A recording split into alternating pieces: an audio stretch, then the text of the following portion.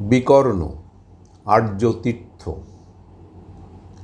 যাজ্ঞসেনীর খুলছে শাড়ি, টানছে ধরে দুঃশাসন।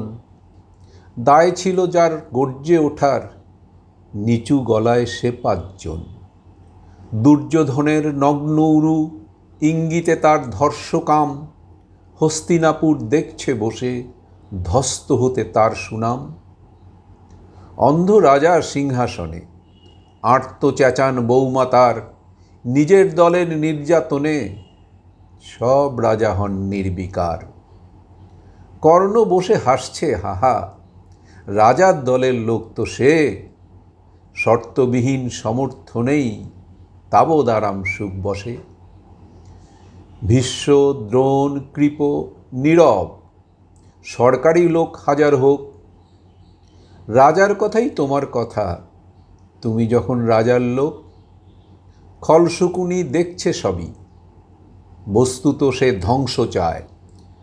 ঘরের মাটি লাল হয়ে যাক দেশ বিভাগের যন্ত্রণায়। সুশীল সভায় ঘটছে যখন রাজ অপরাধ জঘন্য, ঠিক তখনই তার বিরোধে চেঁচিয়ে ওঠেন বিকর্ণ। বিকর্ণ নন কেউ কেটা লোক, ১০০ ভাইয়ের একজনা। তেমন করে এর আগে কেউ তার কথাটিই জানত না। যতুগৃহে কারেন্নিরা অন্তত তা নেই লেখা। ভীমকে যখন বিষ খাওয়ালো তখনও তার নেই দেখা।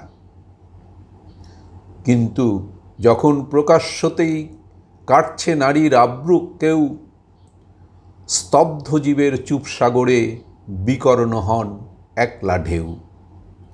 চেঁচিয়ে ওঠেন রাজার কুমার যুবরাজের বিরুদ্ধেই। মহাবলী পাণ্ডবেরও তখন গলায় সে সুর নেই। রাজাও যখন নীরব থেকে সায় দিয়ে যায় ধর্ষণে, ঠিক তখনই সমস্ত যুগ বিকর্ণদের স্বর শোনে। আমরা যারা কিচ্ছুটি নই, একটি মোটে ভোট কেবল। অত্যাচারের সামনে এলে সঙ্গী শুধু চোখের জল। পোষ্যভাবে যাবনা চেবাই অন্ধ এবং নিকর্ণ।